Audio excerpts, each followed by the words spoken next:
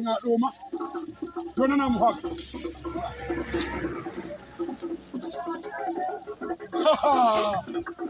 c'est tout droit. Go avance catégorie ati élève de acha ana fallaka madi bidem munde ande challe madi garne ko ay kapinte na yam yodi di khusala go gar madi yodi di khusala go gar def no fi way acha waaw pas ndak yo kaf ke bayale rok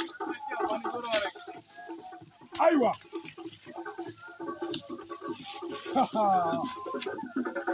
avance ana Sylvie man ka yuage dara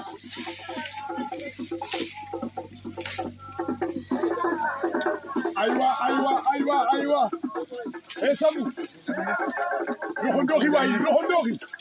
loxondori woli ma handele way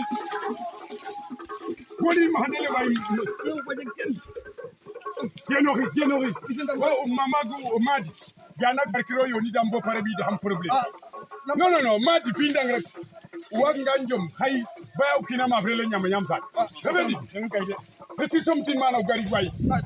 ta mama gweke mbagi tara ga mama gweke mbagi tu acha kina yoni dukin ku warona bitele nguten gari me ko ay de tangu ma handele me ke ma fona neke mo ko ri acha ina ji jomba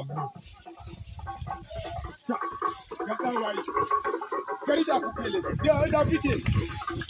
ta ma di o pele da tinne ha neke voilà nuno mama gweke ya munde chala ni meke tu numba gedela ha da khay tun dab ka ulengule kany iyo acha sakhene wumondo he detno voilà après nga rek deti ko saxlana unom tin ma acha ti ba fadi da ko kemat awas ma di refre bu kin way yoni du kin bo pare bo kin ha nganyang ta